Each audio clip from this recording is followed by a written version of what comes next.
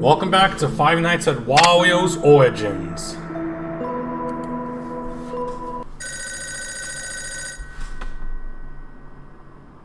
I don't think I'll ever understand why you still want to do this. I mean, are you alright? Were you dropped on your head back when you were a little baby or something? By the way, I'm sorry for blaming you yesterday. I wasn't aware that you only worked at night this first week, so, Anyway, I didn't chicken out. I came back to work today, and all of us forgot to reset the generator, so the power got itself a hard time. But I did go back, I turned it on, and guess what? I checked the camera when I got back, and something was standing up in the attic. I didn't see it when I passed the room on my way back, but it was clearly there on the camera. It was just standing in the machinery room behind the attic, in the window, looking down at me.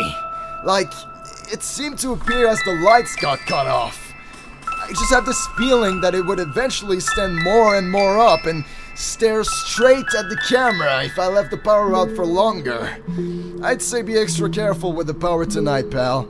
Keep resetting it as often as you can, and if it runs out, turn it on as quickly as you can and avoid the attic until you know if the creature in there is staring at you or not. Just like I saw you yesterday. I only saw this thing on the camera, not when I actually went to the room itself. I know all of this sounds a bit creepy, doesn't it? Oh, and one more thing. We've gotten some problems with the camera power too. Yeah, you cannot keep resetting that like the main generator. It's just too hot to touch. If the computer shuts down, head for the office and press the red glowing button to turn it on again. You got all that? I sure hope so, pal, cause you're gonna need that info. You're crazy, man. You're just straight up crazy. They would take the father's side, unless she radically changed everything about her behavior. They went outside for a while, so I don't know what they said. But eventually, they came into my room, and my grandparents looked extremely serious, and my mother was red and crying and apologized to me through gritted teeth. I didn't respond, but my grandparents said on her behalf that she was going to start therapy immediately, and that she was no longer welcome in the house. I called my father after the debacle, and he was furious. He talked to my mother before going to a meeting or something, and he confronted her about it. Apparently, it was nasty, but he was willing to work on the relationship with the baby on the condition that my mother would also be working on an open-air relationship with me, so that whenever I visited them, I wouldn't feel uncomfortable. After he left, he made her promise she wouldn't contact me until they talked again. But there's my mother for you guys. I asked him to think about what's best for himself and the baby, and to not hold today against my mother if he didn't want to. Also, a thing that has come up a lot in the comments of my previous posts is that my progenitors only want me as a babysitter, and that I should steer away from them and my baby for my own sake. But I want to make a point about that. I can't say anything about their intentions. I know nothing about that, but I am really very excited to have a son. Growing up, I had a very small family. It was just my grandparents and me. On my maternal side, I had a huge family with aunts, uncles, and cousins, but whenever I went there, I always felt like the odd one out. They tried to include me and invited me for Easter, Christmas, BBQs, and stuff, but I didn't really know them, and although they were nice, I always felt like I had a big sign on my head that said, "That kid John had in high school." I can't wait to have a sibling to love me, to always be there for them, and to show them what a family is. I want to be that person that they always rely on for, and I want to feel that bond with someone. So even if I have no misgivings about my parents and my blood, I do not want to be a big brother. I hope this is the last update, and there is no more family drama in the future. Thank you all for all your help. Having this site to air out my frustrations, and having a community to back me up and give me feedback has been amazing. And you truly have helped me out a lot to deal with all of this. So thank you so much. Update 3. Hi everyone. I posted a few months ago about this situation, and I just saw some photos on TikTok. So I checked that against again, and saw that I still had some notifications asking for an update. So here it is. Well, first of all, my grandparents are as cool as ever. I have not moved, nor do I intend to, and we spent Christmas together. It was all great. My father and I have bonded more, and we are in a better place. He's Mario? paying for my therapy, and we've done a couple of sessions together, and we're mutually friends. He feels sorry for having lost my childhood years, but understands that I cannot get them back, and instead of pushing a relationship with me,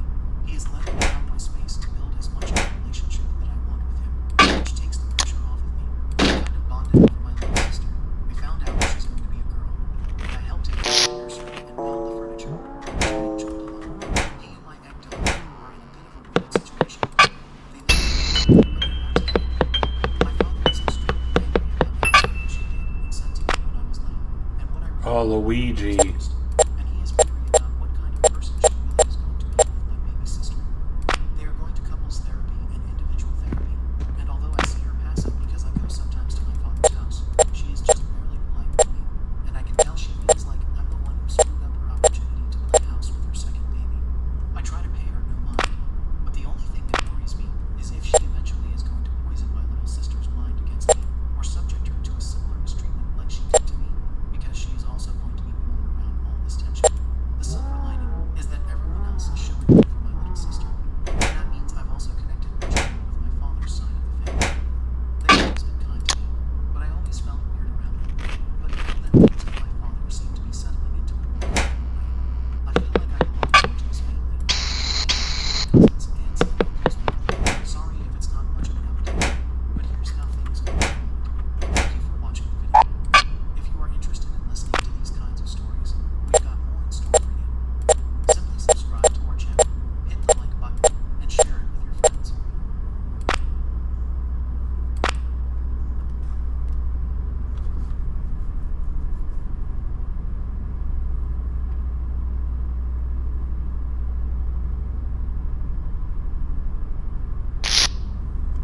First story.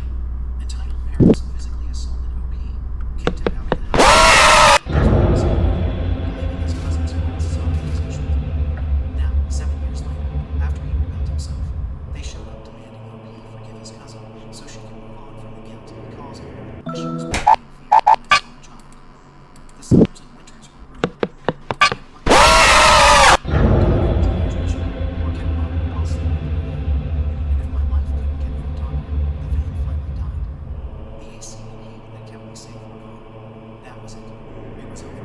I couldn't go on like this anymore, so I went to the roof of my car with my shoulder, and I collapsed to the floor, waiting to be punched. Tears streaming down my face. Go ahead, hit me. I whimpered. The father now, calling John, said, "Son, I look into people's eyes for a living. I see when people bullshit me or are true. I can see her. She gets the worst punishment of all. That was bad, Missy. No, don't do that again. Now let's go get ice cream, right?" That was the conversation, right? I was done. I had my peace. I stood up and said, "You lost your son 7 years ago. He is gone. Move on, forget about him, and enjoy your life. Since you already did it for 7 years without him, Mom, Dad, goodbye." My wife and I walked out, leaving them at the table in tears. I haven't seen them since. I get phone calls and messages from time to time wishing me well. From what I've seen on Facebook, Amy went to college, but had to pay for it herself with no loans or backing.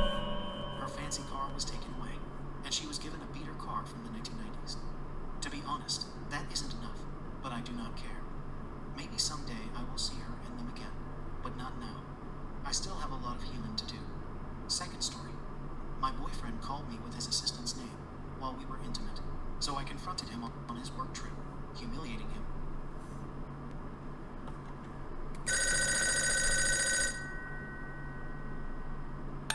I have finally some good news for you, Wario.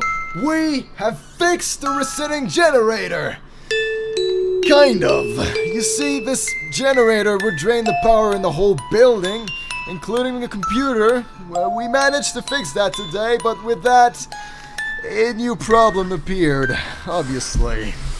We got a big problem with the lights in the building, Wario. They would shut off and it would be almost impossible to get them back on.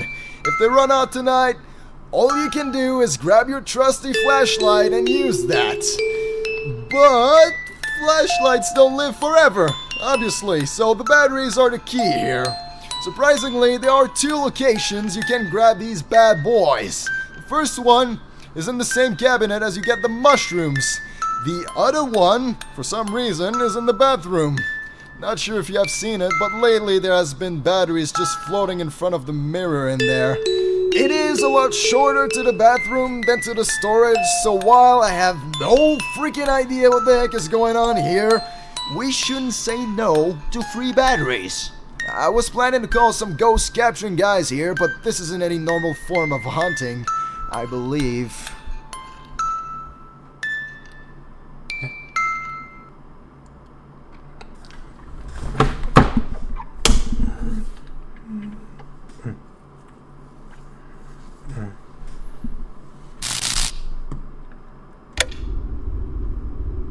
great.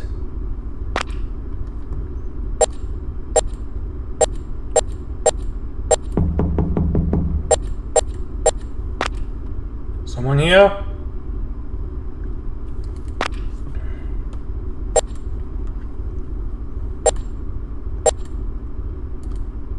That's how people like the world.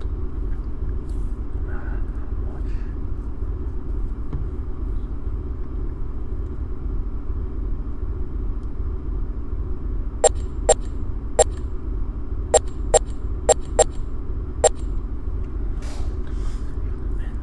I don't know.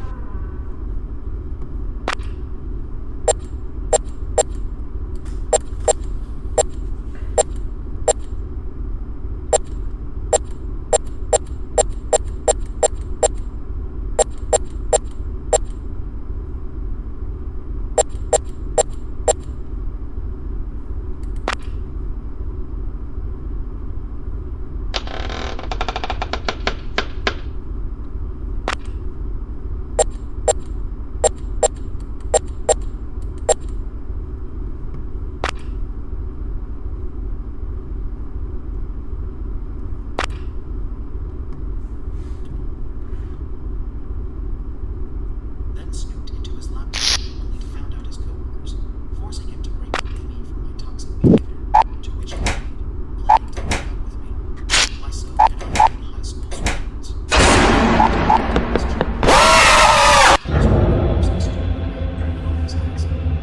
love him very much, and I know he loves me too. But with what he did recently, I am having extreme doubts about his faithfulness. We are trying to get pregnant, and when we had sex a few days ago, he called me by his assistant's name.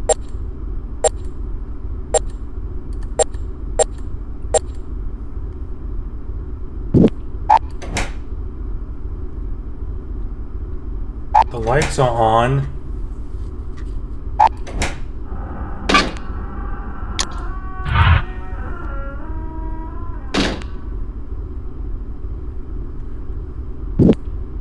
Yeah, it is photos from Google Images.